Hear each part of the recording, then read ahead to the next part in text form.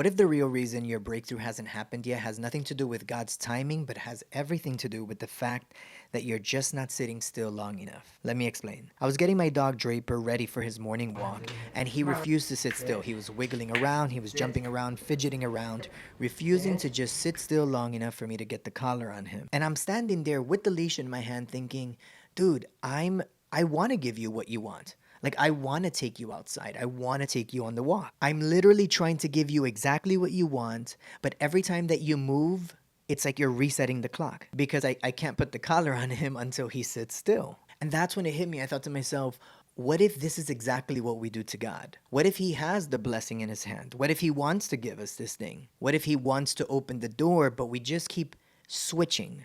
We keep getting up because we're too impatient. We keep switching directions. We keep going this way, that way, trying this. Maybe we'll try that. And today I want to share 3 signs that you might be delaying your own breakthrough. But the good news is that once you identify what these 3 things are, you'll be able to course correct and start to really work towards progress. So sign number 1 is that you keep switching before you finish. And this is a very common thing, and it's actually something that I was very guilty of, especially early on in my art career. And what I mean by that is that you start learning anatomy. You're like, I'm gonna learn how to draw hands, feet, all this stuff.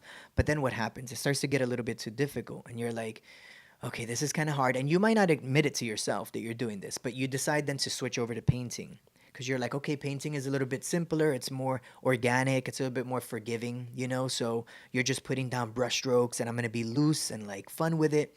But then you realize that there's this thing called color theory, edges, everything looks smushy, and you start to see that there's challenges in painting.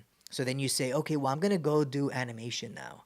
And again, you're not doing this like as a plan, like you're not realizing that you're doing this, but you're doing this. You move over to animation, you start doing like, okay, I'm gonna do more like gesture drawing, I'm gonna do more stylized like art, because then that way my anatomy doesn't have to be as realistic. I could kind of have more fun with it.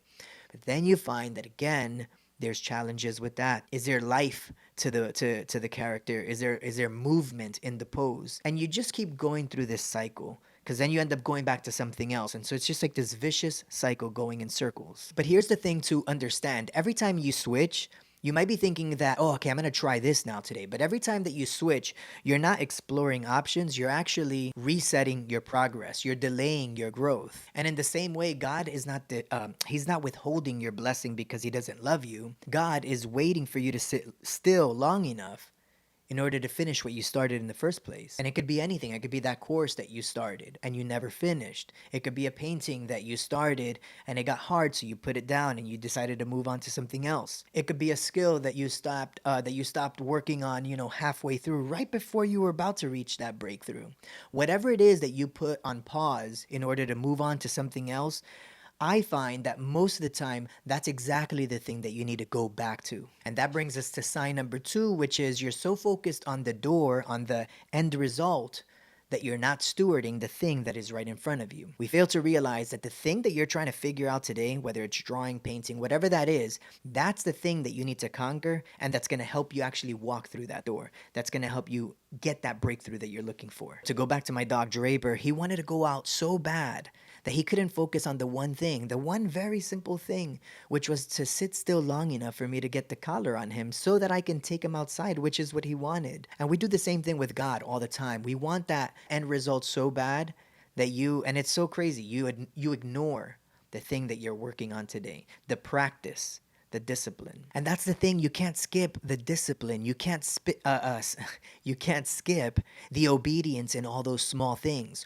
all those practice sketches, all of that work that nobody sees because, let's be honest, most people are not sharing their practice sketches or their painting studies because in all reality, those don't get all the likes and the clicks that we want. But it's all those tiny little things. It's all those things that maybe aren't as exciting to share. All those moments that nobody sees that prepares you for the open door. And finally, sign number 3, your impatience is hindering your ability to focus. See, impatience is not just this thing that makes you feel uncomfortable. Impatience is actually the thing that hinders you and keeps you from getting what you wanted. That impatience is what causes you to skip steps and get to a point where you might think like, whoa, I actually got in. I actually got past that door.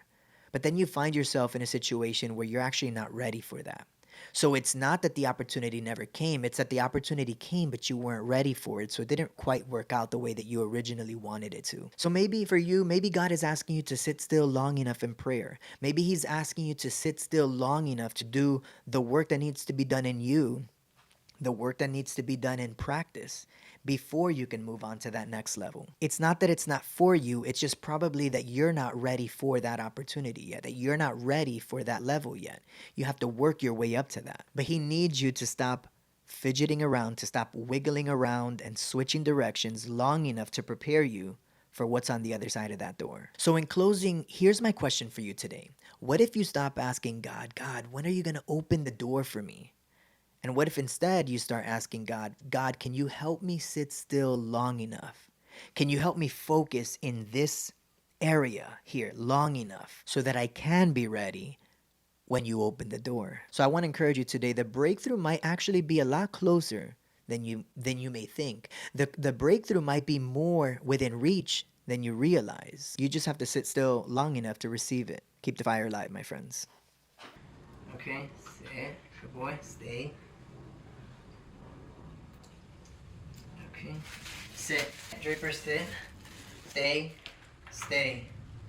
Stay. Go.